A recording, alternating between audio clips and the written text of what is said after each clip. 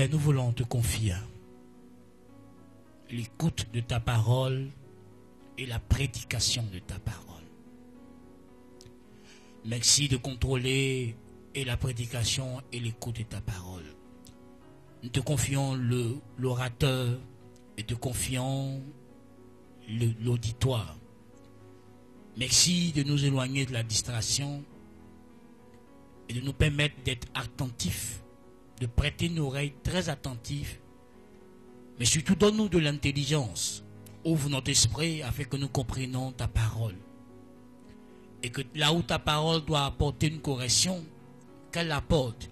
Là où ta parole doit apporter une assurance, qu'elle apporte. Là où ta parole doit apporter une guérison, une restauration, une délivrance, une libération, qu'il soit fait ainsi.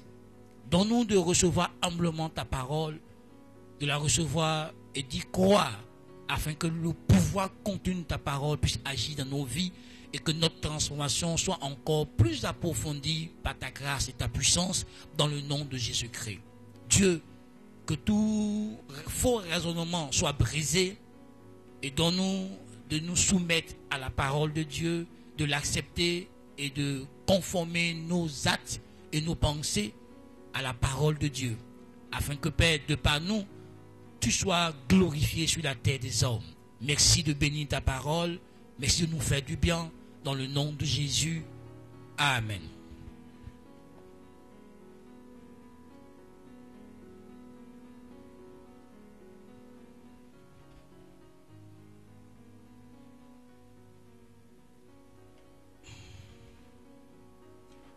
Je tenais à dire merci. Merci à tous ceux qui ont prié pendant que j'étais en mission, qui m'ont soutenu en m'appelant, en priant. Merci. Nos églises se portent bien par la grâce de Dieu. Petit à petit, les pasteurs sur les champs de mission accomplissent leurs tâches et les églises continuent de grandir dans l'accomplissement de la vision que nous avons. Vous avez leur salutation. Merci beaucoup. Ok. C'est ce qui est temps. Nous allons parler un peu de la part de Dieu.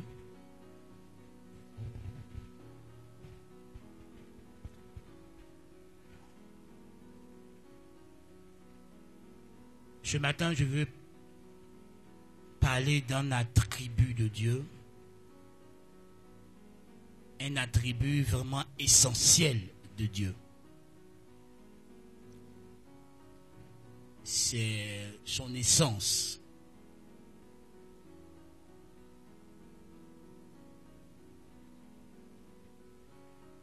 Quand nous lisons dans 1 Jean chapitre 4, du verset 8,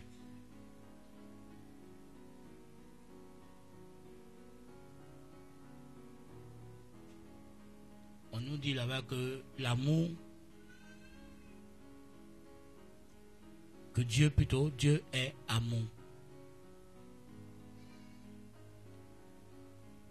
Dieu ne possède pas l'amour. Ce n'est pas un sentiment que Dieu a, ce n'est pas une chose que Dieu possède. Mais c'est la nature de Dieu. C'est ce que Dieu est. Dieu est amour. Il n'y a pas de haine en Dieu. Il est amour, c'est sa nature. C'est ce qui fait sa personne. C'est ce qui fait son être. C'est pourquoi dans 1 Jean 4,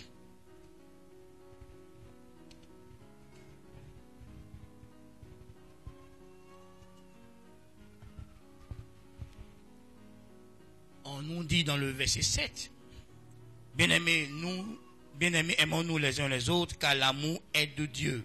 Et quiconque aime est né de Dieu et connaît Dieu. Le verset 8, celui qui n'aime pas n'a pas connu Dieu, car Dieu est amour.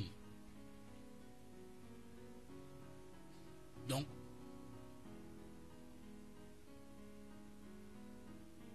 tous ceux qui sont nés de Dieu, doivent avoir cette marque particulière qui est l'amour.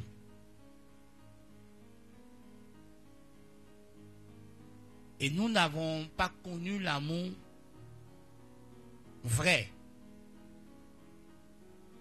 aussi longtemps que nous étions hors de Christ. C'est en Christ que nous avons connu l'amour. Le vrai amour se découvre quand tu rencontres Christ, quand tu l'acceptes et que tu crois en lui. Parce que l'amour est la nature essentielle de Dieu. C'est l'essence de Dieu, c'est la nature de Dieu. Dieu est amour, c'est ce que Dieu est. Donc Dieu ne pourra jamais faire quelque chose qui n'est pas empreint de l'amour. Tout ce qu'il fait est motivé par son amour, par cette nature, par l'amour. Tout ce qu'il fait. La Bible dit que Dieu châtie ceux qu'il aime. Quand on parle de châtier, c'est pas détruire, c'est juste corriger. Donc Dieu apporte la correction, Dieu apporte la réprimande à la personne qu'il aime. Quand Dieu t'aime et que tu prends un mauvais chemin, Dieu te fera des remontances. Dieu va t'interpeller, Dieu va agir, il va t'apporter une correction pour que tu reviennes sur le droit chemin. Tout ce que Dieu fait est empreint de cette nature, l'amour. Et je veux que tu comprennes que tu ne pourras pas t'aimer toi-même de la bonne manière, de manière convenable, ni aimer ton prochain si tu n'as pas encore découvert l'amour de Dieu pour toi. La Bible dit tu aimeras ton prochain comme toi-même. Donc aussi longtemps que tu ne t'aimes pas toi-même, tu ne peux pas aimer ton prochain. Parce que l'amour que tu donnes à ton prochain est l'amour que tu te portes à toi-même. Amen. Or, pour que tu puisses apprendre à t'aimer toi-même de manière convenable, tu dois découvrir l'amour de Dieu pour toi. Tu dois découvrir à quel point Dieu t'aime. Parce que la Bible dit, aimez-vous les uns les autres comme je vous ai aimé. Donc nous nous aimons comme Dieu nous a aimés. Ensuite, tu n'as pas découvert comme Dieu t'a aimé. Comment tu aimeras l'autre? Comment tu t'aimeras toi-même? Et la Bible dit, dans 1 Jean, verset 16, nous avons connu l'amour en ce qu'il a donné sa vie pour nous. Nous aussi, nous devons donner nos vies pour nos frères. Quelqu'un disait que l'amour ne prend pas, l'amour donne. Ce qu'on nous a appris, c'est de prendre. Notre amour prenait dans la vie des autres. Notre amour n'offrait pas, notre amour ne donnait pas.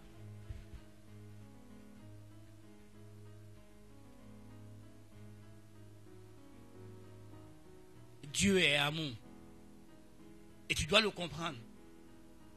Si tu es né de Dieu, donc rétabli dans la communion avec Dieu, l'amour doit te conduire. Et quand tu prends Éphésiens 5, 1, la Bible dit imite, bien-aimés, soyez les imitateurs de Dieu. Au verset 2, la Bible dit de marcher à l'exemple que Christ nous a donné. Christ a marché comment? Dans l'amour. Et nous sommes censés marcher dans l'amour. On doit comprendre l'amour de Dieu. Ça n'a rien à voir avec l'amour que les hommes t'ont manifesté. Il ne faut pas penser ni croire que l'amour de Dieu est similaire à l'amour des hommes. Ce qui fait que d'autres, pour s'ouvrir à l'amour de Dieu, ont peur. Parce qu'ils ont dans leur cœur des traces, des déceptions d'hier, des traces, des blessures émotionnelles que quelqu'un prétendant les aimer a laissé dans leur cœur. Donc aujourd'hui, Dieu tape à leur porte, Dieu leur montre qu'il les aime, mais ils sont réticents parce qu'ils pensent que Dieu fera comme les autres hommes. Des gens ont été marqués par leur père qui prétendant les aimer et leur faisant du mal, par leur mère qui prétendant les aimer et les abandonnant par les membres de leur famille qui prétendant les aimer et leur ont fait du mal. Même pas des pasteurs qui prétendant les aimer et qui leur ont fait du mal. Alors les gens ont peur de s'ouvrir à l'amour de Dieu, croyant que l'amour de Dieu est similaire à l'amour que les hommes ont manifesté à leur égard. L'amour de Dieu n'est pas similaire à l'amour que les hommes t'ont donné.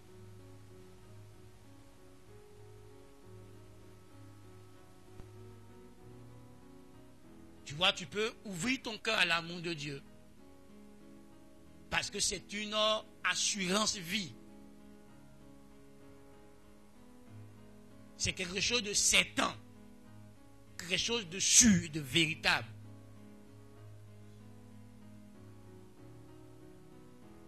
Tu peux t'ouvrir à l'amour de Dieu. Parce que quoi qu'il arrive, quoi qu'il advienne, quoi que tu fasses, Dieu ne cessera jamais de t'aimer. Parce que son amour est un amour inconditionnel. Ce n'est pas parce que tu te comportes bien que Dieu t'aimera plus ou t'aimera moins. Pas parce que tu te comportes mal que Dieu t'aimera moins. Pas parce que tu te comportes bien que Dieu t'aimera plus. Dieu t'aime d'un amour sans condition. Il n'y a aucune exigence au préalable avant que Dieu ne t'aime. Et pour preuve, la Bible dit en Romains 5, verset 8, mais Dieu prouve son amour. Pendant que nous étions encore pécheurs, Christ est mort pour nous. Donc la mort de Christ à la croix est une preuve palpable, une preuve indéniable de l'amour que Dieu te porte. C'est parce que Dieu t'aime tant qu'il a donné son unique fils à la croix. Parce que la divinité t'aime, que la divinité a conclu une alliance. Et le Fils est venu pour l'accomplir en ta faveur. Ça, c'est l'un des versets que nous aimons tous. On l'a appris. Tous les nouveaux chrétiens savent ça. Car Dieu a tant aimé le monde qu'il a donné son Fils unique, afin que quiconque croit en lui ne périsse point, mais qu'il ait la vie éternelle.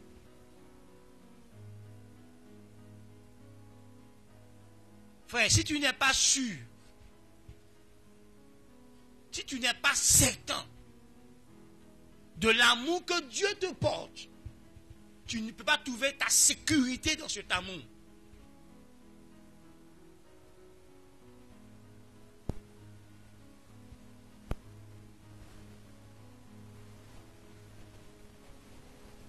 Mais pourtant, Dieu te l'a donné de la plus belle manière, la preuve la plus grande. Il a offert sa vie pour toi. Jésus de son vivant disait à ses disciples, il n'y a pas de plus grand amour que de donner sa vie pour ses amis. Il t'a tellement aimé. Une autre preuve de l'amour de Dieu, c'est le titre que tu portes aujourd'hui. En Romains 5:8, on a vu que c'est la mort de Jésus qui est une des preuves. Mais l'autre preuve que je te donne, que les Écritures nous donnent, c'est l'appellation enfant de Dieu, fils de Dieu. Allons dans 1 Jean 3. Quelqu'un va le prendre rapidement pour moi. 1 Jean 3, verset 1. Tu le lis. 1 Jean 3, verset 1.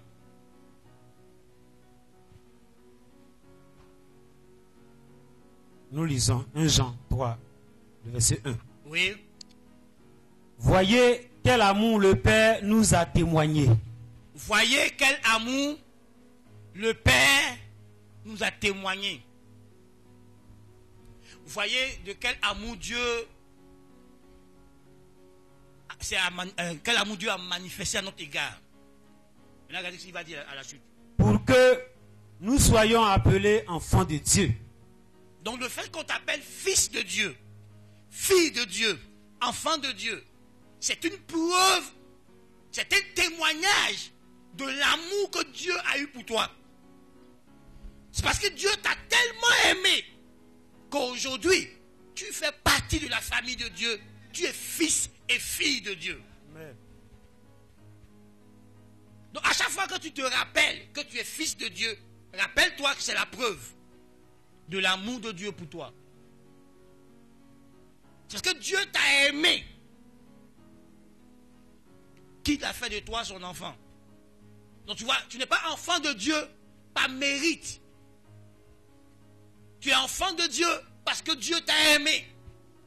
Et l'amour de Dieu s'est manifesté au travers de l'évangile. Et quand tu as cru l'évangile, quand tu as accepté l'évangile, que tu as cru en l'évangile, tu as reçu le pouvoir, le privilège d'être enfant de Dieu. Donc le fait que tu es né de nouveau, que tu es enfant de Dieu, c'est la preuve que Dieu t'a aimé. Donc l'amour de Dieu est une garantie pour toi, une assurance vie pour toi. Est-ce qu'on se comprend ce matin? Dieu, il t'aime. D'un amour qui est au-delà de tes fautes, qui est au-delà de tes erreurs. L'amour de Dieu a ôté tes péchés, a ôté tes fautes, a ôté tes erreurs, a tout ôté. Il faut que tu le comprennes.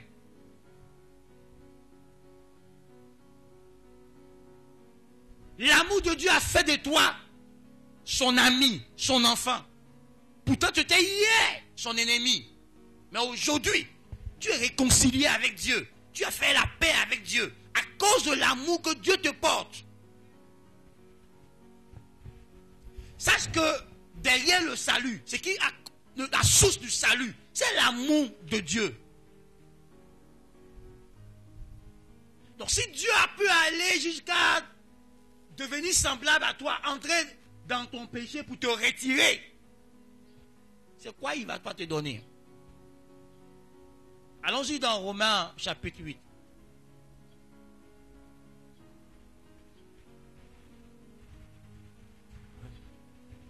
Lis à partir du verset 28.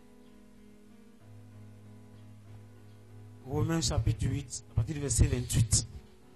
Il est écrit. Nous savons, du reste, que toutes choses concourent au bien de ceux qui aiment Dieu, de ceux qui sont appelés selon son dessein. Car ceux qu'il a connus d'avance, il les a aussi prédestinés à être semblables à l'image de son Fils, afin que son Fils fût le premier-né entre plusieurs frères. 30. Et ceux qu'il a prédestinés, il les a aussi appelés. Et ceux qu'il a appelés, il les a aussi justifiés. Et ceux qu'il a justifiés, il les a aussi glorifiés. Que dirons-nous donc à l'égard de ces choses? Si Dieu est pour nous, qui sera contre nous? Lui qui n'a point épargné son propre Fils, mais qui l'a livré pour nous tous. Comment ne nous donnera-t-il pas aussi toutes choses avec lui? Qui accusera les élus de Dieu? C'est Dieu qui justifie. Qui les condamnera?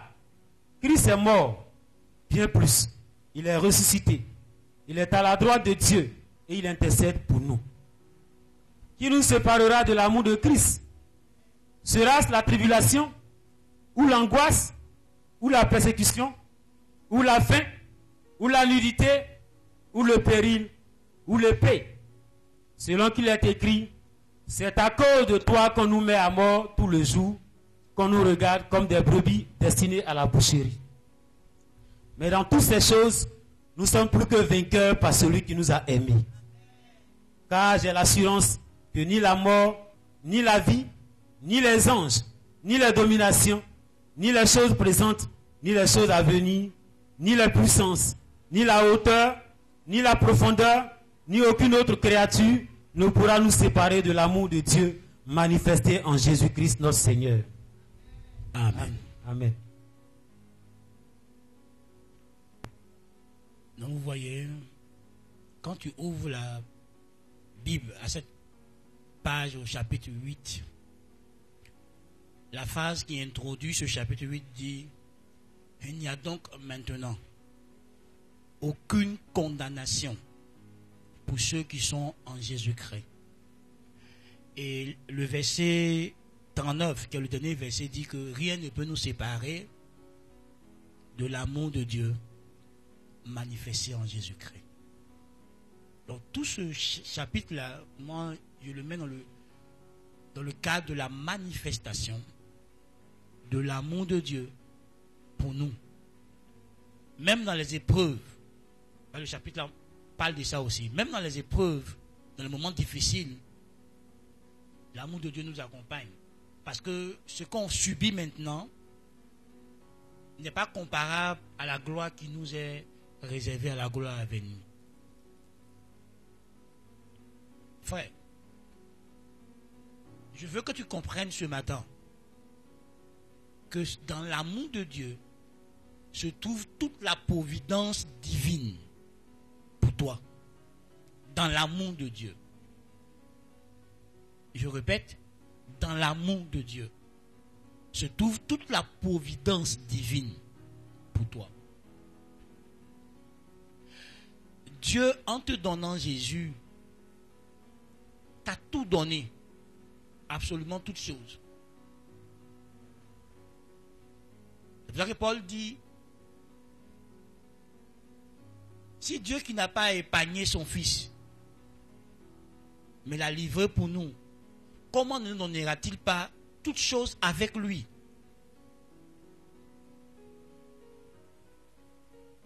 Comment? Mais pour ça, il faut comprendre l'amour de Dieu. Et Jésus est l'amour de Dieu pour toi. L'incarnation de Jésus est l'amour de Dieu pour toi. C'est parce que Dieu t'aime qu'il s'est incarné, qu'il est venu sur la terre pour te sauver, pour te racheter, pour te restaurer, te rétablir dans sa grâce. Ce qui a motivé la venue de Jésus, là, c'est l'amour que Dieu te porte. Donc tu vois, dire non à l'évangile, rejeter l'évangile, c'est rejeter l'amour de Dieu. Quand vous partez prêcher l'évangile, montrez aux gens que c'est la déclaration de l'amour de Dieu pour eux. N'allez pas agresser les gens en disant: tu vas aller en enfer, tu vas aller en enfer. Mais il est déjà en enfer. C'est justement pour ça que Jésus est venu. Pour le retirer de là-bas. Il est déjà dans le feu, il est déjà mort.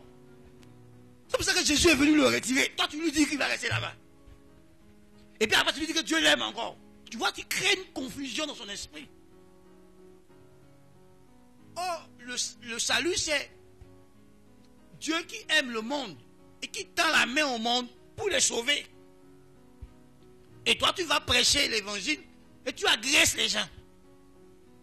Tu les traites de prostituées. Qui t'a dit qu'elle ne sait pas qu'elle est prostituée? Si tu ne me crois pas, va dans la rue, demande une prostituée. Elle sait qu'elle est prostituée. Donc, elle n'a pas besoin que tu lui rappelles ça. Elle a besoin que tu lui rappelles ce que Dieu a fait pour elle. Pour que l'amour de Dieu lui donne de l'espoir et de l'espérance. Et qu'elle vienne vers Dieu pour être restaurée. Pour être rétablie. Frère, arrêtez de regarder les gens qui n'ont pas encore le Christ avec un mauvais œil. Avec dédain, avec mépris. Si vraiment tu as connu l'amour de Dieu, ton regard vers le monde changera. Tu ne peux pas regarder les perdus avec l'œil de Dieu, avec l'amour de Dieu, et ne pas être rempli de compassion pour eux.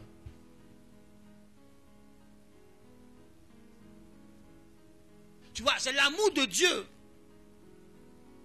qui a fait que tu es assis là où tu es assis. Ce même amour-là peut continuer d'attirer d'autres personnes encore à Christ.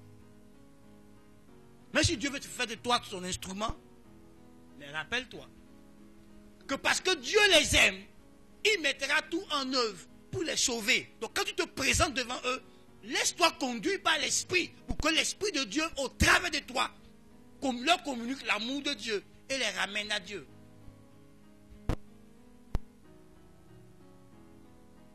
Frère, c'est l'amour de Dieu qui a porté tes meurtrissures, qui a porté tes blessures et qui t'a guéri.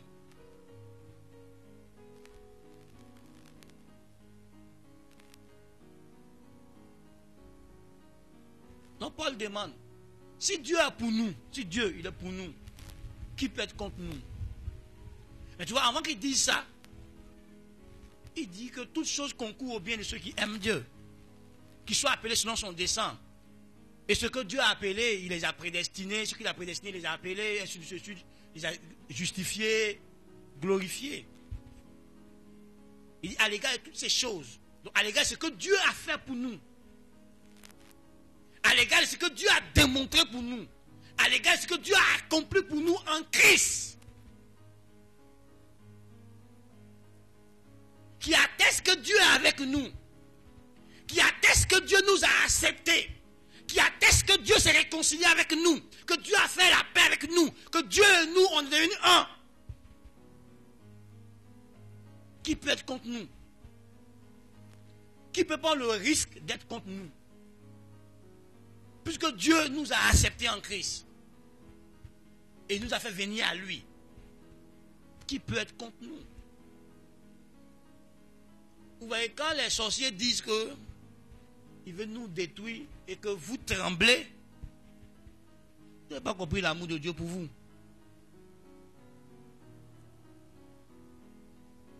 Allons sur le plan humain. C'est quel père et quelle mère qui a toutes ses facultés et tous les moyens de défendre ses enfants et qui est assis et puis on détruit ses enfants? Tu as vu ça où? Dans l'amour, il y a la protection. Donc si Dieu nous a tellement aimés et qu'il nous a attirés à lui, il nous a justifiés, il nous a glorifiés, qui peut être contre nous?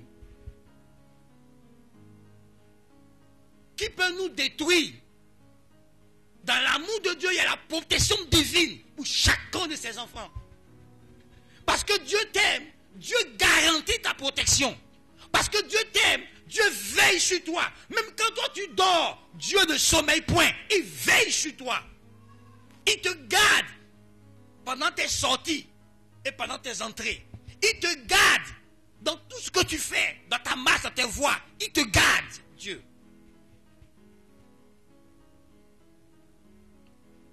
Il te protège. Donc peu importe ce que tu entends de négatif qui a été préparé par tes ennemis, tu ne dois pas être rempli de crainte. Parce que Dieu est ton bouclier. Parce que Dieu est ta protection. Non seulement il est ta protection, mais il est ton protecteur. Il fait les deux à la fois.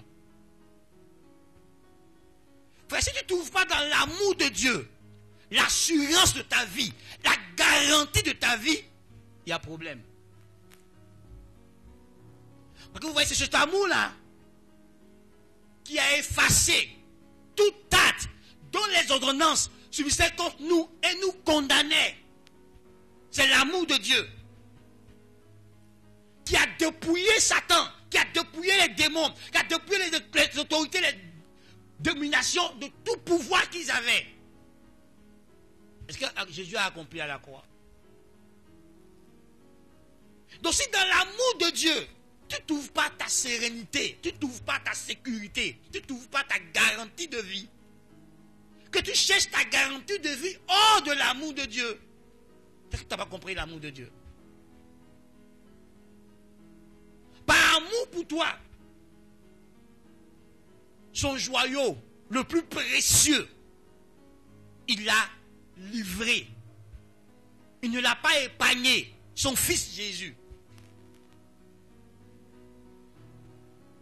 Il a livré à la mort. Pour toi et pour moi, il a livré à la mort. Donc s'il a livré Jésus à la mort pour te ramener à lui, c'est te donner enfant, te donner mariage, te donner des choses éphémères qu'il ne peut pas faire. Ça Paul dit. S'il n'a pas épargné son fils, s'il a livré pour toi, comment ne te donnera-t-il pas toutes choses avec lui? Comment?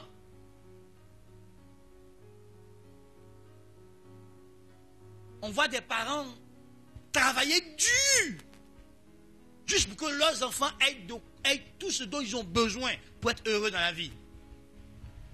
Moi, je ne parle pas des parents démissionnaires. Il n'y a pas des vrais parents qui ont compris leur rôle de parents. Même dans leur pauvreté, ils font leur effort pour fournir le minimum à leur enfant. Quand tu regardes un éboueur, quand tu regardes un homme qui vend la viande au marché, quand tu regardes un homme qui ramasse les ordures, qui débouche les caniveaux, tu penses encore qui fait ça? C'est à cause de ses enfants. C'est à cause de sa famille. Quand tu vois un homme apporter un habit de gardiennage, et puis on lui parle mal, puis il appelle sa tête devant les gens, c'est à cause de qui? C'est l'amour de ses enfants, pour que ses enfants aient de quoi à manger, que ses enfants aillent à l'école. C'est à cause de ça qu'il est là. Que son patron l'insulte, et puis il ne dit rien. Quand il y a un patron, il peut le frapper, mais il ne dit rien. C'est à cause de l'amour de ses enfants qu'il a arrêté là calmement. Et puis il accepte toutes sortes d'injures, d'humiliations, parce que son salaire l'aide à faire les choses pour sa famille.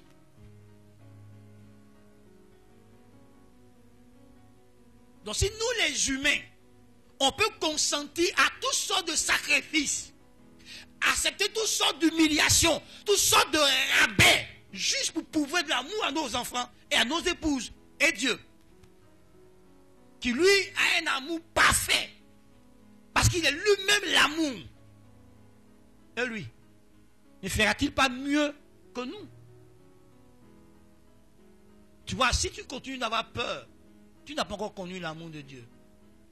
Parce que l'amour parfait bannit la crainte. Si tu es convaincu, là où tu es assis là ce matin, de l'amour que Dieu te porte, toutes tes craintes vont disparaître, toutes tes peurs vont disparaître. Peur d'être rejeté, peur d'être de ne pas être à la hauteur, peur de ne pas réussir dans l'avenir, peur des démons, tout va disparaître. Mais si les hommes te rejettent, Jésus t'a accepté. Jésus t'aime. Et son amour surpasse tout l'amour de tout être humain. Parce qu'aucun être humain ne peut t'aimer autant que Dieu t'aime. Aucun. Même ton propre mari, même ta propre femme, même tes propres enfants, même tes propres parents ne peuvent pas t'aimer autant que Dieu t'aime. Si tu ne me crois pas, va demander à ton mari de mourir pour toi. Si tu ne me crois pas, demande à ta femme de mourir pour toi. Tu vas voir sa réaction. Elle n'est pas prête à prendre une balle pour toi. Il n'est pas prêt à mourir pour toi. La preuve en est que dès que ça chauffe un peu dans votre famille, de foyer, elle te dit que je vais partir, non. Hein? Tu as déjà vu Dieu te dire va partir. Même dans le péché, Dieu est venu dans le péché pour te prendre avec lui. Donc personne ne peut t'aimer comme Dieu t'aime. Donc il ne faut pas laisser les gens prendre la place de Dieu. Parce que personne n'est capable de prendre la place de Dieu dans ta vie. Écoute-moi. Le seul qui peut te soutenir sans jamais se plaindre jusqu'à la fin, c'est Dieu. Si quelqu'un te soutient, un matin va te dire, je suis fatigué. Hein. Depuis qu'il te soutient, hein. Tu n'avances pas, il y a quoi? Mais Dieu ne va jamais dire ça. Tu vois, quand les gens disent qu'eux, ils sont engagés pour la réussite des gens, puisque eux-mêmes, moi, ils rient. Parce que tu ne sais pas ce que ça coûte. Pour que quelqu'un réussisse sa vie, tu ne sais pas ce que ça coûte. Dieu, lui, sait ce que ça coûte. Il ne se fatigue jamais. Il ne se lasse jamais. Donc si tu ne trouves pas l'assurance vie dans l'amour de Dieu pour toi, que tu cherches ailleurs, frère, tu es perdu. Hein? Tu seras profondément déçu. Tu vois, même tes défauts, Dieu les a acceptés. Parce que lui, il te connaît mieux que quiconque. Tu vois, les gens qui sont autour de toi là, ils n'ont pas encore découvert tes faiblesses, découvert tes laideurs. Quand ils vont découvrir, tu vas voir leur réaction. Mais Dieu lui connaît tes faiblesses et tes laideurs, et puis il est là. Parce qu'il sait que son amour peut te transformer, peut te changer. Dieu est autant patient envers toi. Les autres perdent patience, mais Dieu ne perd pas patience. Donc Paul dit, comment il ne te donnera pas toutes choses? Frère, si tu ne trouves pas dans l'amour de Dieu la garantie, tu ne comprendras pas les propos de Paul quand il dit, est-ce que la tribulation peut me séparer de Dieu? Est-ce que la faim peut me séparer de Dieu? Est-ce que la persécution peut me séparer de Dieu? Est-ce que toutes ces choses peuvent me séparer de l'amour de Christ?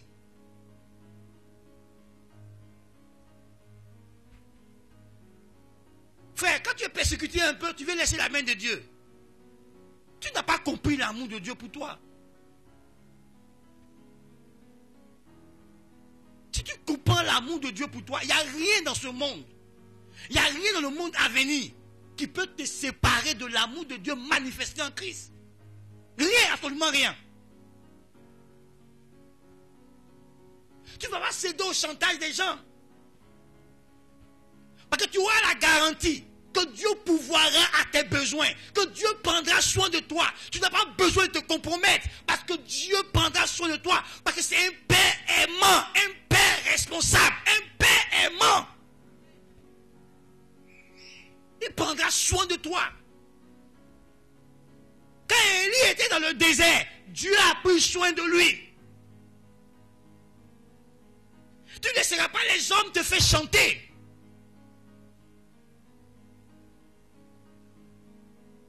Parce que tu sais que tu es l'objet de l'amour de Dieu. Tu sais combien de fois tu comptes pour Dieu. Combien de fois tu as de la valeur aux yeux de Dieu. Si dans l'amour de Dieu, tu n'as pas découvert ta valeur, tu n'as pas découvert ton appartenance à la famille de Dieu, les hommes peuvent te manipuler. Écoute-moi. Aucun homme ne peut te faire le bien si Dieu ne l'a pas voulu. Ça ne veut pas dire qu'on ne doit pas être reconnaissant envers les hommes. C'est parce que j'ai enseigné. Mais je veux te faire comprendre que c'est Dieu qui pousse les hommes à agir bien envers toi. Et les hommes peuvent avoir de bonnes idées, de bonnes intentions de te faire du bien. Mais si Dieu ne leur donne pas le pouvoir, ils ne pourront pas le faire. Donc ta source n'est pas l'homme, ta source est Dieu. C'est Dieu qui touche les cœurs en ta faveur. C'est Dieu qui permet que les hommes t'aident d'une manière ou d'une autre. Peu importe l'aide qu'il t'apporte. C'est l'amour de Dieu manifesté pour toi au travers des hommes. Parce que l'homme, il est foncièrement égoïste. Je répète, l'homme, il est foncièrement égoïste. L'homme grand H. Il est foncièrement égoïste. À part les hommes qui ont compris l'amour de Dieu et qui sont devenus des disciples de Jésus, vrai, qui apprennent à marcher à sa suite. C'est eux qui apprennent à faire passer les intérêts des autres avant leurs intérêts.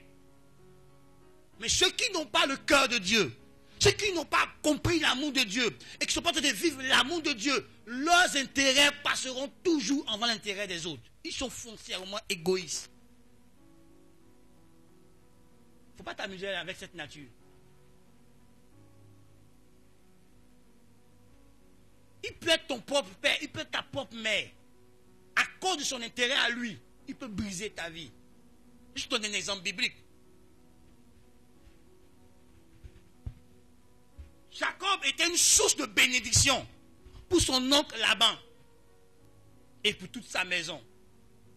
Quand Laban a réalisé que les 7 ans sont arrivés, que Jacob va marier sa deuxième fille, Rachel, et qu'il peut partir,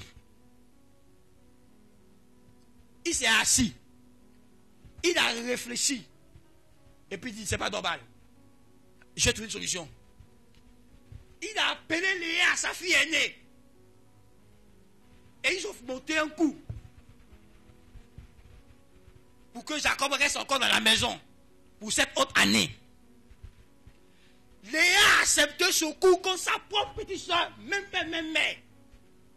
Parce que la Bible te dit que c'est Jacob seul qui était ivre. Donc Léa n'était pas, elle était consciente et consentante. Imaginez-vous où ils ont envoyé Rachel ce jour-là.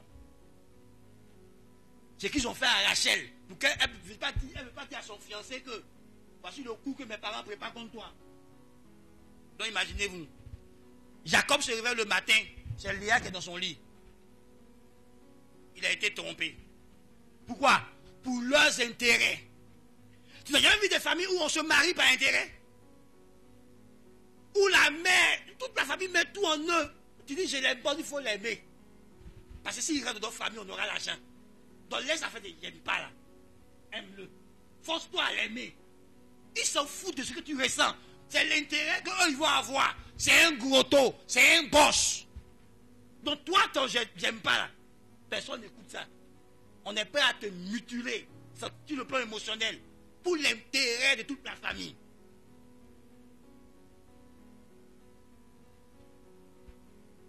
Des gens prennent ta place au service parce qu'il a accepté d'être le labin du patron. Il n'a pas les compétences, mais le patron le fait monter. Puis toi qui as les compétences, tu ne montes pas parce que tu n'es pas son labin. Parce que tu es un homme droit.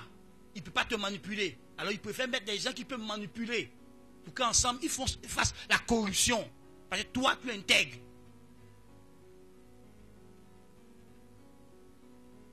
Ils ont fait ça. La femme de Potiphar, à cause de elle seule, son intérêt, elle a chassé Joseph de la maison. Oh, Joseph était sous de bénédiction pour son mari. Mais parce que à cause de son intérêt charnel, elle a fait que son mari a perdu une source de bénédiction. Les gens sont foncièrement égoïstes. Vaut mieux le savoir et puis marcher avec les gens. Ne sois pas surpris que ton meilleur ami te fasse un coup bas. Quand il entend qu'une soeur soit le mari de sa soeur, c'est quoi qui motive ça? Quand tu entends qu'une amie fait tout pour arracher le mari de sa camarade, c'est quoi qui motive ça?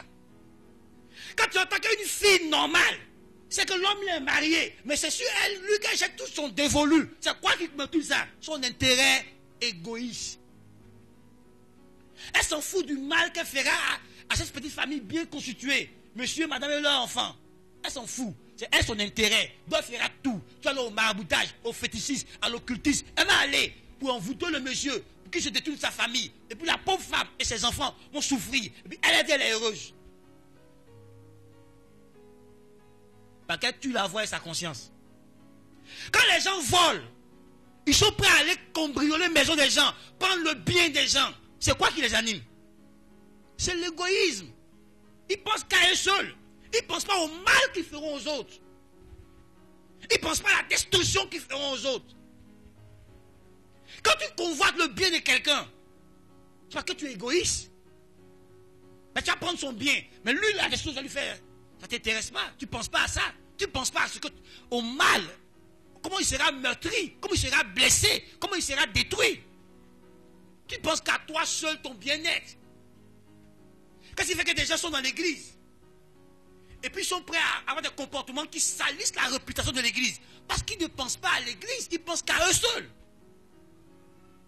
Si tu penses à l'église, ce que je vais faire là, quel témoignage ça va avoir sur ma communauté? Tu ne le feras pas. Voilà. Quand tu as des dons spirituels et que tu ne fais rien pour les identifier, tu ne fais rien. Quand tu les as identifiés, tu ne fais rien pour les développer, pour les manifester. C'est ton égoïsme. Parce que tu ne sais pas ce que ça fait à l'église, que toi tu ne manifestes pas ton don spirituel. Or, la Bible dit que ces dons nous ont été donnés pour l'édification du corps de Christ. Donc il y a des choses que Dieu fera par toi, dans la vie de ton frère, dans la vie de ta soeur. Pas forcément en passant par le pasteur. Donc quand tu refuses de disposer tes dons au service des autres, quand tu tues tes dons, quand tu tues ta vie de consécration, tu ne sais pas que ta vie de consécration est utile pour toute ta communauté, pas seulement pour toi seul. Quand tu refuses de grandir dans la foi, tu ne sais pas que tu es utile pour toute la communauté. Et que si tu ne grandis pas dans la foi, il y a certaines grâces que tu as qui ne se manifesteront pas. Et donc l'église est privée de ces grâces. Frère. C'est pour ça qu'il dit en entrée qu'on n'a pas connu l'amour. C'est qu'on a vu Christ qu'on a connu l'amour. C'est comme on a appris là-bas. Là. C'est l'égoïsme. On ne se marie pas par amour, hein, la plupart d'entre nous. On se marie par intérêt. Si on te demande, tu supportes accepter le monsieur là, tu vas citer des raisons. Si on te demande, tu as pu choisir la femme là, toi tu veux citer des raisons. Ça ne sera pas l'amour. Pourquoi tu t'es associé à elle, à lui? Il y a quoi comme gain? Tu gagnais quoi? Si tu t'es convaincu que tu gagnais rien à cet homme, est-ce qu'il va t'engager à lui? Juste parce que tu l'aimes. Frère, écoute-moi. Tu es engagé dans cette communauté. Pourquoi? Pourquoi tu es là depuis 10 ans, 20 ans, 30 ans? Tant que le ministère de l'église sera utile pour toi, tu seras là. Le jour où tu jugeras que le ministère n'est plus utile pour toi, tu partiras. Je l'ai vu pendant mes années de ministère. Donc il faut vérifier si tu es là par amour pour la communauté et non par amour pour toi. Ah oui. Tu sais, j'ai vérifié mon cœur. Pourquoi je suis le pasteur de X? Est-ce que c'est parce que je gagne avec lui ou c'est parce que juste j'ai accepté le commandement de Dieu de l'aimer? Et si ça va chez mon fidèle ou ça ne va pas chez mon fidèle, je serai toujours là pour lui. Je m'éprouve moi-même assis sur le bord de mon lit pour examiner mon cœur. Parce que la Bible dit que l'amour ne cherche point son intérêt. Pourquoi j'aime lui là? Est-ce que tu t'es une fois demandé ça? Mais tu vois, Dieu il ne t'aime pas pour ce que tu fais. Dieu a choisi de t'aimer. Il t'aime tel que tu es. Quoi que tu fasses, que tu ne fasses pas, ça ne t'empêchera pas Dieu de t'aimer. Est-ce que toi tu aimes les gens comme ça? Ah oui. Pourquoi tu veux divorcer? Pourquoi tu as envie de te séparer de ta femme ou de ton mari? Parce que tu n'as plus d'intérêt. C'est pas ça? Sa tête ne te revient plus. Il ne t'arrange plus. Il te parle trop mal. Depuis qu'il ne change pas. Donc tu es fatigué. Tu es parti. Quand tu es parti là, tu ne penses pas à tes enfants qui n'ont pas demandé à venir au monde. Est-ce que tes enfants sont d'accord que tu quittes le foyer? Est-ce que tes enfants sont d'accord que tu divorces leur maman ou tu divorces leur mari, leur père? Est-ce qu'ils t'ont demandé, ils t'ont dit qu'eux ils veulent ça? Si tu pensais à tes enfants, tu n'allais pas divorcer. Combien d'enfants sont détruits aujourd'hui parce que papa et maman se sont séparés sans tenir compte d'eux? Frère, il faut l'écouter plein de petits drogués, plein de petits prostituées, plein de petits alcooliques et autres et voleurs. Tu verras qu'à la racine, c'est la séparation brutale de leurs parents sans tenir compte d'eux. Qui ont déséquilibré ces enfants psychologiquement. Il y a plein d'enfants qui sont suicidés à cause de ça. Mais tout son équilibre social a été brisé et psychologique a été brisé par ses parents qui ont été égoïstes sans penser à eux.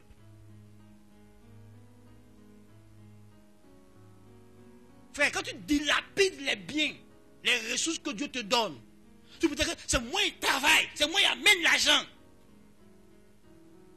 Mais c'est parce que tu oublies que Dieu te les donne à cause des responsabilités qu'il t'a confiées. Ta femme, tes enfants. C'est pour ça qu'il te donne l'argent. Il ne te donnera pas beaucoup d'argent sans tenir compte des responsabilités qu'il t'a confiées. C'est à cause d'eux que Dieu t'élargit les portes. C'est à cause de certaines personnes à qui tu dois faire du bien que Dieu t'élargit les portes. Il faut étudier la richesse selon Dieu. Tu sauras que l'une des raisons principales pour laquelle Dieu rend riche, c'est pour faire du bien autour de soi. Donc ça commence d'abord par ma famille, ma femme, mes enfants, ma grande famille, ainsi de suite. Frère, si tu ne trouves pas la garantie dans l'amour de Dieu, c'est où tu as trouvé?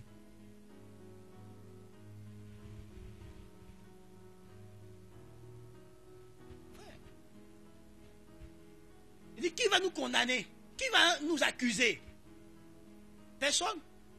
Parce que c'est Dieu qui justifie. Et Dieu qui justifie là, il est mort et ressuscité pour nous. Bien plus, il est assis à la droite du Père, intercédant, priant pour nous tous les jours. plaidant en notre faveur. Frère, c'est en Christ, dans l'amour de Christ, que tu trouveras la garantie, l'assurance pour tous tes besoins. Parce que Dieu t'aime, il prendra soin de toi. Tu sais, tu es l'épouse de Jésus. Tu es l'église. Et l'église est l'épouse de Jésus. Et on demande à l'homme de prendre soin de sa femme. Et Jésus prend soin de son épouse que tu es. Et c'est par amour qu'il le fait. On a demandé aux hommes humains, garçons, d'aimer leur femme. Comme Christ aime l'église et prend soin de l'église. Qu'est-ce qui fait qu'il prend soin de l'église? C'est son amour pour l'église. Dans son amour pour toi, il prendra soin de toi. Dans son amour pour toi, il pourvoira à tes besoins, mais pas à tes convoitises. Lequel d'entre nous, en tant que parents, donnera 150 millions à sa fille de 15 ans parce qu'il l'aime trop? Lequel qui va faire ça? Comment tu sais qu'elle est immature, elle ne peut pas gérer 150 millions. Elle ne peut pas gérer 1 million, 150 millions à gérer. Donc, malgré tout l'amour que tu as pour elle, tu ne signeras pas un chèque comme ça. Donc, il arrive parfois que l'amour de Dieu nous sécurise en nous empêchant d'emprunter des chemins qui vont nous détruire. Mais on ne veut pas l'écouter. On ne comprend pas. Quand on dit non, mon fils ne rentre pas, il dit là. Dis-moi, c'est ce que je veux. Et tu rentres. Quand tu souffres, il dit, tu es où? Il t'avait prévenu. Tu ne l'as pas écouté. Frère, il faut retenir ceci. Tout ce que Dieu fait pour toi, il le fait par amour. Il le fait parce qu'il t'aime. Quand il exauce tes prières, c'est parce qu'il t'aime. Tout ce qu'il fait pour toi est empreint de son amour. Quand il te corrige, quand il t'éprouve, c'est pour que tu sois heureux devant. Mais il t'aime. En tant que parent, il est très difficile parfois de châtier, de punir, de corriger nos enfants. Quand on les corrige, on éprouve des pincements dans le cœur. C'est difficile. Mais par amour, on le fait. Mais si tu ne disciplines pas ton enfant, demain tu auras des problèmes. Donc par amour, parfois on les discipline. Au moment où tu corriges ton enfant, tu sens que c'est difficile. Mais tu le fais parce que c'est nécessaire, parce que tu l'aimes. Le parent qui aime son enfant va le corriger. Le parent qui aime son enfant va l'instruire. Le parent qui aime son enfant va le redresser. Le parent qui aime son enfant va pouvoir ses besoins. Donc si tu passes ton temps à pouvoir aux besoins de tes enfants et tu ne les instruis pas, tu ne les corriges pas, tu ne les redresses pas, l'amour que tu as pour eux n'est pas total. Le vrai amour, c'est la carotte et la chicotte. Il faut trouver l'équilibre entre les deux. Donc Dieu sait tellement le faire. Donc quand c'est nécessaire, Dieu nous corrige parce qu'il nous aime. Donc quand on prend des voies déviantes, Dieu nous corrige parce qu'il nous aime. Souvent Dieu ne nous exauce pas parce qu'il nous aime. Mais tu n'es pas encore prêt pour avoir telle bénédiction. Ça va t'égarer, ça va te perdre. Donc comme il t'aime, il préfère d'abord que tu sois mature avant de te le donner. Dieu t'aime, frère. Il t'aime plus que toi-même tu ne peux t'aimer. Peu importe ton niveau d'amour pour toi-même, ça ne pourra jamais supplanter le niveau de l'amour de Dieu pour toi. Il n'y a pas un sacrifice que tu fais pour toi-même qui peut dépasser le sacrifice de Christ. Tu peux. Est-ce que tu peux dépasser le sacrifice de Christ à la croix? Oh, c'est la preuve de l'amour de Dieu pour toi. Donc tu ne peux pas. Alors frère, réfléchis à ça. Pourquoi Dieu me laissera-t-il dans la pauvreté, dans la misère, dans la souffrance alors qu'il m'aime? Jamais. Parce qu'il a porté ta souffrance, il a porté ta misère, il a porté tes malédictions. C'est toi qui ne prends pas la peine d'écouter vraiment Dieu. Et de comprendre que il y a tellement de bonnes choses que Dieu prépare pour toi. On peut le lire, non?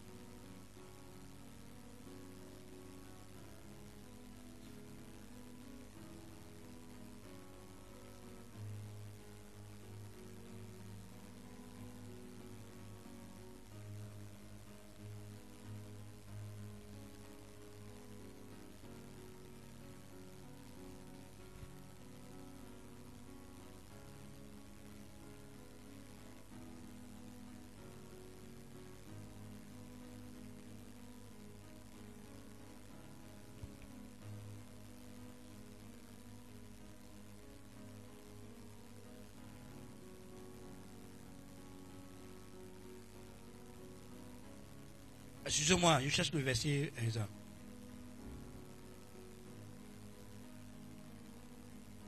Ok, je vais lire.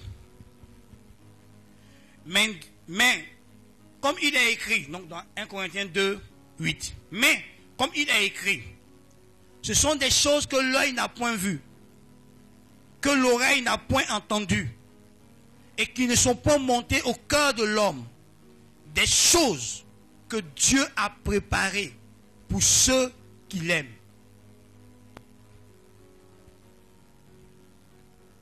Donc, il y a des choses que Dieu a préparées pour qui?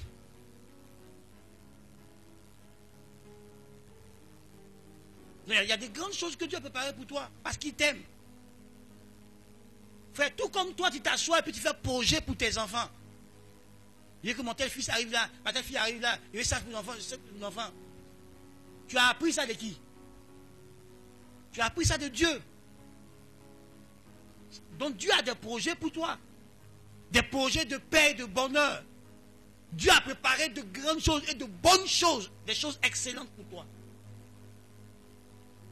Donc ce n'est pas Dieu qui veut que te voir dans la souffrance, dans la misère.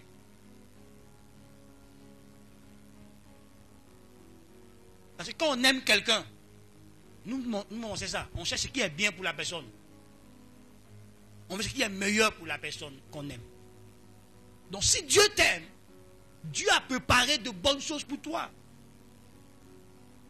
Dieu a préparé un avenir plein d'espérance, un avenir glorieux pour toi. C'est à toi de croire à l'amour de Dieu pour toi. Même si ton intelligence n'arrive pas à capter l'amour de Dieu, mais au moins tu sais que Dieu t'aime. Crois en l'amour de Dieu pour toi. Crois en ce Père qui t'aime tant et qui ne cesse de crier qu'il t'aime. Il ne cesse de te démontrer qu'il t'aime. Regarde ta vie. Tu verras les preuves de l'amour de Dieu dans ta vie. Frère, lequel d'entre nous n'avait pas gâché sa vie par la manière dont on vivait hier? Mais regarde aujourd'hui ce que Dieu a fait de nos vies. Parce qu'il nous aime. Frère, quand je passe devant un maquis, je me rappelle que j'étais aussi dedans, comme eux. Quand je vois ces enfants, ces jeunes gens dans l'alcool, couchés dans les caniveaux, couchés par terre, je me rappelle que je buvais aussi. Que les vendredis, je partais là-bas aussi. Vendredi, samedi, j'étais calé là-bas, même dimanche. Je me rappelais que à partir du 21 décembre jusqu'au 5 janvier, chaque jour, mon groupe et moi, nous allions dans Maquis, on buvait. C'était sûr ça. On préparait notre argent pour ça, hein, pour aller boire. Donc quand il m'arrête là, et puis je les regarde, je rends toujours grâce à Dieu de ce qui m'a tiré de là. Quand je vois les gens se bagarrer, je me rappelle que je me bagarrais à main nue face à des gens qui avaient des âmes blanches.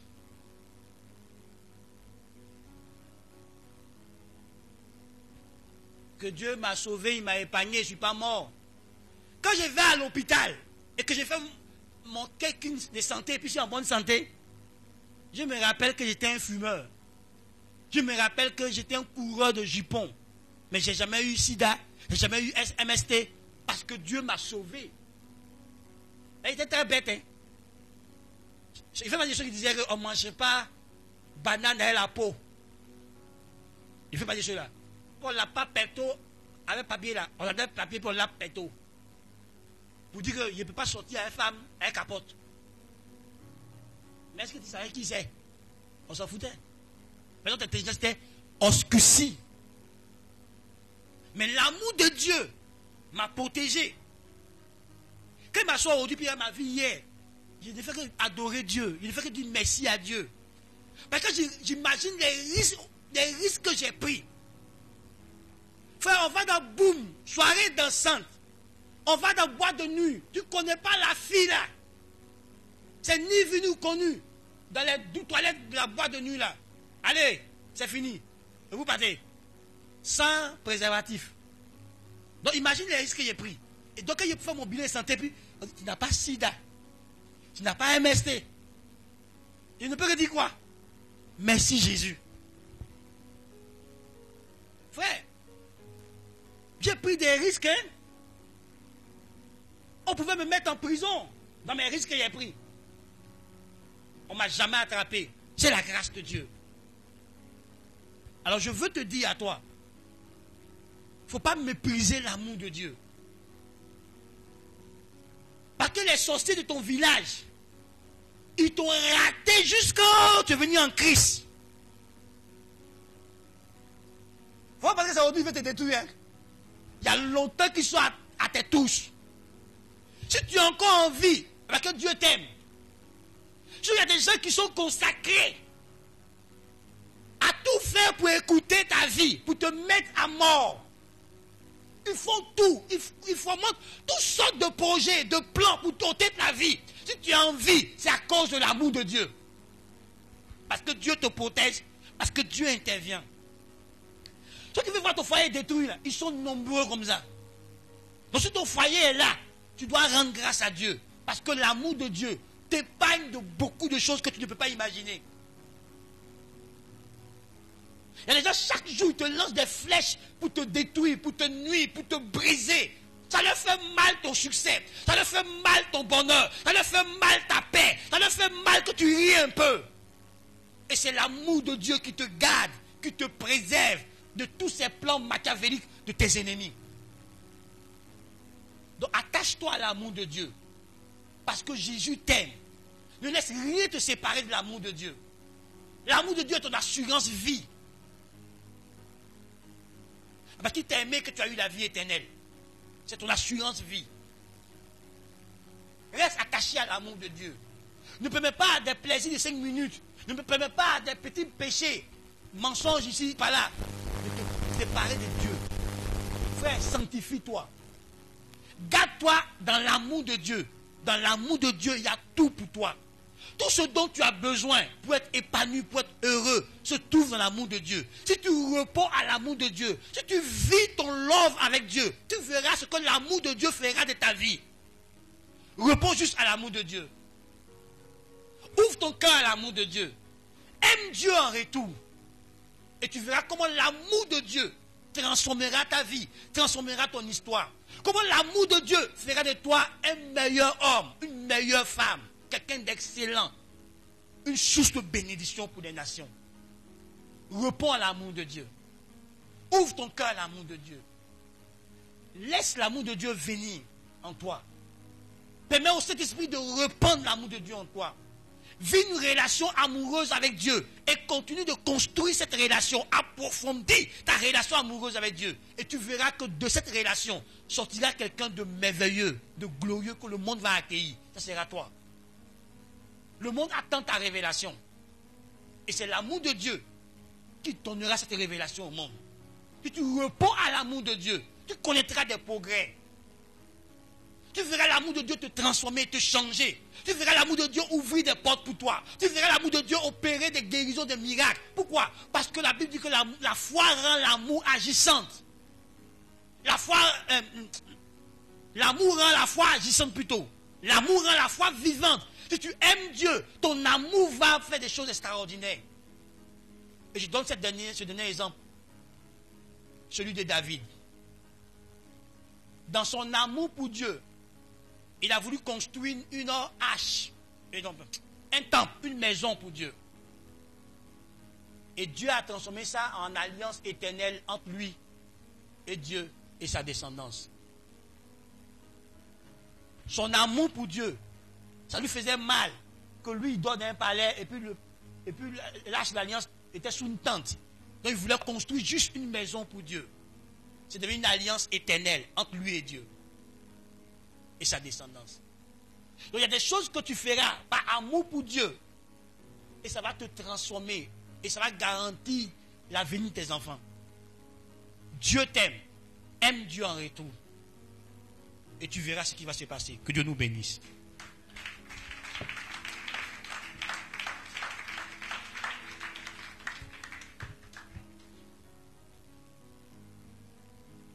Le thème.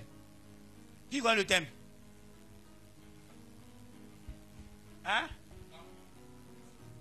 L'essence de Dieu. Vous avez répété ça plusieurs fois. Qui voit le thème? Oui. Ah, donc, chacun a donné son thème. J'ai répété ceci. L'amour de Dieu est notre assurance vie. L'amour de Dieu est notre assurance vie. Mais si tu as retenu l'amour, c'est bien.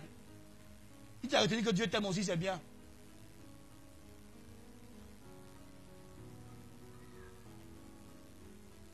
Ok, donc, quelqu'un qui a dit, il va prier pour toi.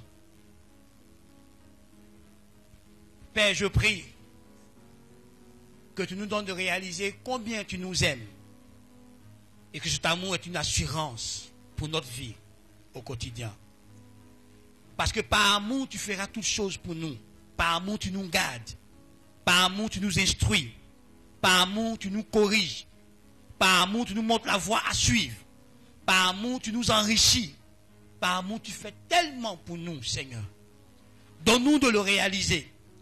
Donne-nous de le comprendre. Et de croire fermement ton amour. Et de vivre ton amour au quotidien. Donne-nous d'ouvrir notre cœur à cet amour. Pour que cet amour nous transforme. Cet amour nous libère. Cet amour nous purifie. Cet amour nous guérit. Parce qu'en t'aimant, Seigneur, en retour, nous garderons tes commandements. Et nos vies seront transformées. Aide chacun à ne plus douter de l'amour de Dieu pour lui. Aide chacun à trouver son assurance vie, sa garantie, sa sécurité éternelle dans l'amour que Christ a pour lui. Que chacun comprenne et découvre cet amour et le vive au quotidien. Merci de faire de nous des instruments qui répandons l'amour de Dieu partout où nous irons. Au nom de Jésus-Christ. Merci notre Père. Amen.